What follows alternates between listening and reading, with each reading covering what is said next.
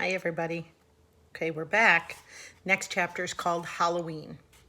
At lunch the next day, Summer asked me what I was going to be for Halloween.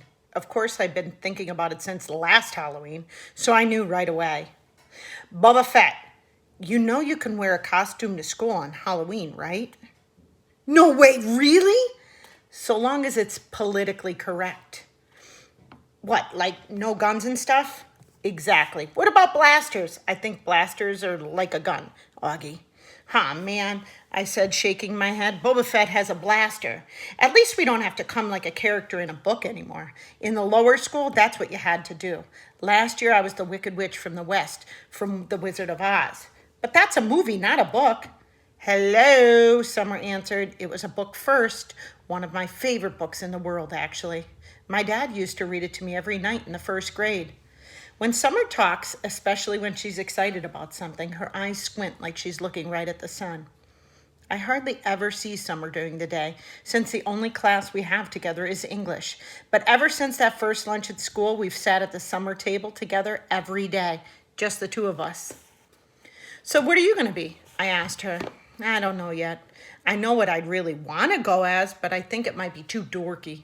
You know, Savannah's group isn't even wearing costumes this year. They think we're too old for Halloween. What? That's just dumb. I know, right? I thought you didn't care what those girls think. She shrugged and took a long drink of her milk. So what dorky thing do you want to dress up as? I asked her, smiling. Promise not to laugh. She raised her eyebrows and her shoulders, embarrassed. A unicorn.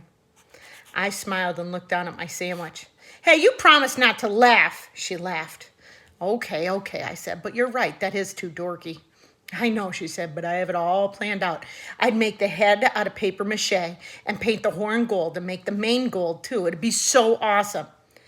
Okay, I shrugged, then you should do it. Who cares what other people think, right?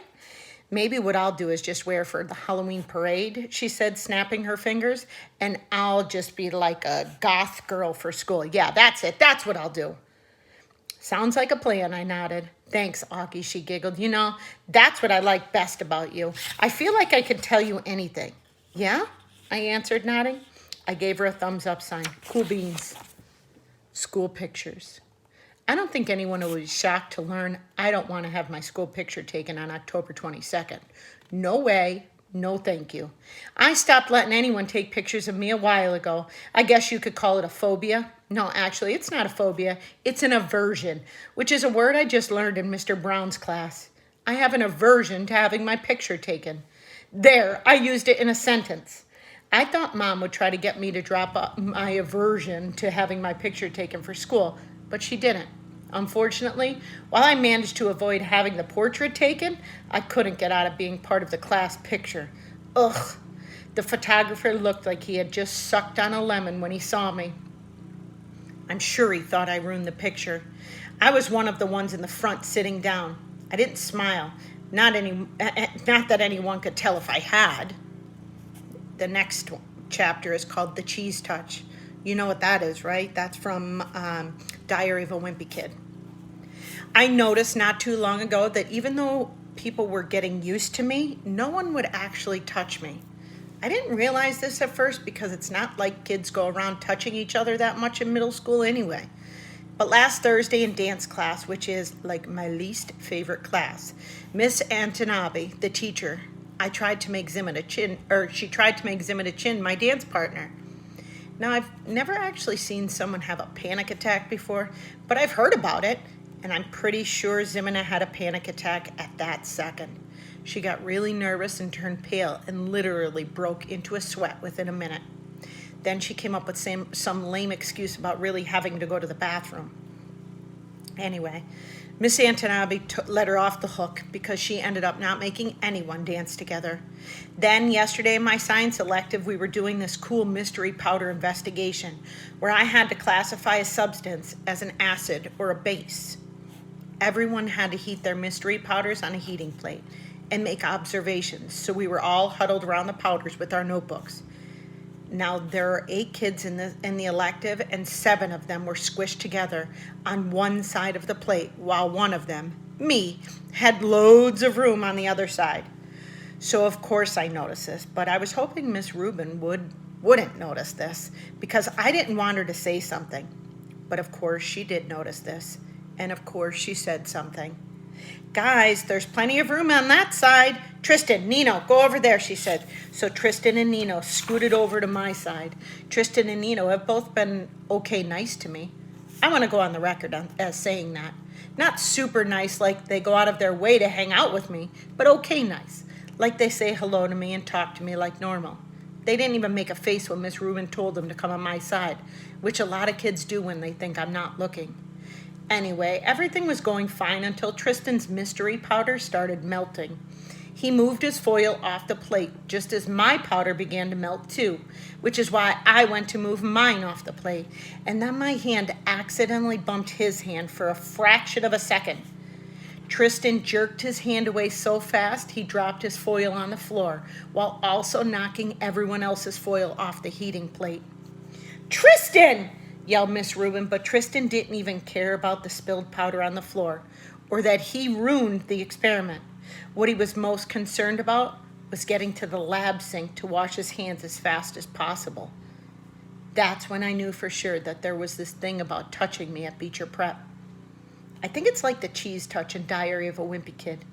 The kids in that story were afraid they'd catch the cooties if they touched the old moldy cheese on the basketball court. At Beecher Prep, I'm the old moldy cheese. Next chapter, costumes. For me, Halloween is the best holiday in the world. It even beats Christmas. I get to dress up in a costume. I get to wear a mask. I get to go around like every other kid with a mask and nobody thinks I look weird. Nobody takes a second look. Nobody notices me. Nobody knows me. I wish every day could be Halloween. We could all wear masks all the time. Then we could walk around and get to know each other before we got to see what we looked like under the masks. When I was little, I used to wear an astronaut helmet everywhere I went. To the playground, to the supermarket, to pick Via up from school. Even in the middle of summer, though, it was so hot, my face would sweat. I think I wore it for a couple of years, but I had to stop wearing it when I had my eye surgery. I was about 7, I think. And then we couldn't find the helmet after that. Mom looked everywhere for it. She figured that it had probably ended up in Granz's attic, and she kept meaning to look for it, but by then, I had gotten used to not wearing it. I have pictures of me in all my Halloween costumes. My first Halloween, I was a pumpkin. My second, I was Tigger. My third, I was Captain Hook. My dad dressed up as Peter Pan. My fourth, I was Peter Pan, and my dad dressed up as Captain Hook. My fifth, I was an astronaut. My sixth, I was Obi-Wan Kenobi. My seventh, I was a clone trooper. My eighth, I was Darth Vader. My ninth, I was the bleeding Scream, the one that has fake blood oozing out over the skull mask. This year, I'm going to be Boba Fett. Not Boba Fett, the kid in Star Wars Episode 2, Attack of the Clones, but Boba Fett, the man from Star Wars Episode 5, The Empire Strikes Back. Mom searched everywhere for the costume but couldn't find one in my size. So she bought me a Jango Fett costume, since Jango was Boba's dad and wore the same armor, and then painted the armor green. She did some other stuff to it to make it look worn too. Anyway, it looks totally real. Mom's good at costumes. In homeroom, we all talked about what we were going to be for Halloween. Charlotte was going as Hermione from Harry Potter. Jack was going as a Wolfman. I heard that Julian was going as Jango Fett, which was a weird coincidence. I don't think he liked hearing that I was going as Boba Fett. On the morning of Halloween, Via had this big crying meltdown about something. Via's always been so calm and cool, but this year, she's had a couple of these kinds of fits. Dad was late for work and was like, "Via, let's go, let's go!" Usually Dad is super patient about things, but not when it comes to his being late for work.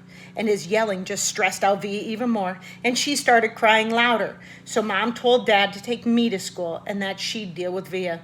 Then Mom kissed me goodbye quickly before I even put on my costume and disappeared into Via's room. "Augie, let's go now," said Dad. "I have a meeting I can't be late for." "I haven't put my costume on yet, so put it on already. 5 minutes, I'll meet you outside." I rushed to my room and started to put on the Boba Fett costume, but all of a sudden I didn't feel like wearing it. I'm not sure why. Maybe because it had all these belts that needed to be tightened and I needed someone's help to put it on. Or maybe it was because it still smelled a little like paint. All I knew was that it was a lot of work to put the costume on, and Dad was waiting and would get super impatient if I made him late. So at the last minute, I threw on the bleeding screen costume from last year. It was such an easy costume, just a long black robe and a big white mask. I yelled goodbye from the door on my way out, but Mom didn't even hear me. I thought you were going as Jango Fett, said Dad when I got outside. Boba Fett. Whatever, said Dad. This is a better costume anyway. Yeah, it's cool, I answered. The bleeding scream. Walking through the halls that morning on my way to the lockers was, I have to say, absolutely awesome. Everything was different now. I was different. Where I usually walked with my head down trying to avoid being seen, today I walked with my head up, looking around. I wanted to be seen. One kid wearing the same exact costume as mine, long white skull face oozing fake red blood, high-fived me as we passed each other on the stairs. I have no idea who he was, and he had no idea who I was, and I wondered for a second if he would have ever done that if he had known it was me under the mask. I was starting to think this was going down as one of the most awesome days in the history of my life. But then I got to homeroom. The first costume I saw as I walked inside the door was Darth Sidious. It had one of the rubber masks that are so realistic, with a big black hood over the head and a long black robe. I knew right away it was Julian, of course. He must have changed his costume at the last minute because he thought I was coming as Jango Fett. He was talking to two mummies who must have been Miles and Henry, and they were all kind of looking at the door like they were waiting for someone to come through it. I knew it wasn't a bleeding scream they were looking for. It was a Boba Fett. I was going to go and sit at my usual desk, but for some reason, I don't know why, I found myself walking over to a desk near them, and I can hear them talking. One of the mummies was saying, "It really does look like him." "Like this part especially," answered Julian's voice. He put his fingers on the cheeks and eyes of the Darth Sidious mask. "Actually," said the mummy, "what he really looks like is one of those shrunken heads. Have you ever seen those? He looks exactly like that." "I think he looks like an orc." "Oh, yeah, if I looked like that," said Julian's voice, kind of laughing. "I swear to God, I'd put a hood over my face every day." "I've thought about this a lot," said a second mummy, sounding serious, "and I really think if I looked like him seriously, I think that I'd kill myself." "You would not," answered Darth Sidious. "Yeah, for real," insisted the same mummy. "I can't imagine looking in the mirror every day and seeing myself like that. It'd be too awful. And getting stared at all the time?" "Then why do you hang out with them so much?" asked Darth Sidious, getting an idea who it might be. "I don't know," answered the mummy. "Tushman asked me to hang out with him at the beginning of the year, and he must have told all the teachers to put us next to each other in all our classes or something." The mummy shrugged. I knew the shrug, of course. I knew the voice. I knew I wanted to run out of the class right then and there, but I stood where I was and listened to Jack Will finish what he was saying. "I mean, the thing is, he always follows me around. What am I supposed to do?" "Just ditch him," said Julian. I don't know what Jack answered because I walked out of the class without anyone knowing I had been there. My face felt like it was on fire while I walked back down the stairs. I was sweating under my costume, and I started crying. I didn't keep it from happening. The tears were so thick in my eyes I could barely see, but I couldn't wipe them through the mask as I walked. I was looking for a little tiny spot to disappear into. I wanted a hole I could fall inside of, a little black hole that would eat me up. Sounds pretty sad.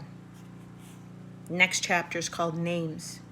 Rat Boy, Freak, Monster, Freddy Krueger, E.T., Gross Out, Lizard Face, Mutant. I know the names they call me. I've been in enough playgrounds to know kids can be mean. I know. I ended up in the second floor bathroom. No one was there because first period had started and everyone was in class. I locked the door to my stall and took off my mask and just cried for I don't know how long. Then I went to the nurse's office and told her I had a stomachache, which was true because I felt like I'd been kicked in the gut. Nurse Molly called Mom and had me lie down on the sofa next to her desk. 15 minutes later, Mom was at the door. "Sweetness," she said, coming over to hug me. "Hi," I mumbled. I didn't want her to ask anything until afterward. "You have a stomach ache?" she asked, automatically putting her hand on my forehead to check for my temperature. "He said he feels like throwing up," said Nurse Molly, looking at me with very nice eyes. "And I have a headache," I whispered. "I wonder if it's something you ate," said Mom, looking worried. "There's a stomach bug going around," said Nurse Molly. "Ah, geez," said Mom, her eyebrows going up as she shook her head. She helped me to my feet. "Should I call a taxi, or are you okay to walk home?" "I can walk." "What a brave kid," said Nurse Molly, patting me on the back as she walked us toward the door. "If he starts throwing up or runs a temperature, you should call the doctor." "Absolutely," said Mom, shaking Nurse Molly's hand. "Thank you so much for taking care of him." "My pleasure," answered Nurse Molly, putting her hand under my chin and tilting my face up. "You take care of yourself, okay?" I nodded and mumbled, "Thank you." Mom and I walked hugged the whole way home. I didn't tell her anything about what had happened, and later when she asked me if I was well enough to go trick-or-treating after school, I said no. That worried her, since she knew how much I usually loved trick-or-treating. I heard her say to Dad on the phone, "He doesn't even have the energy to go trick-or-treating. No fever." Poor thing. I imagine his missing Halloween. I can't even believe it.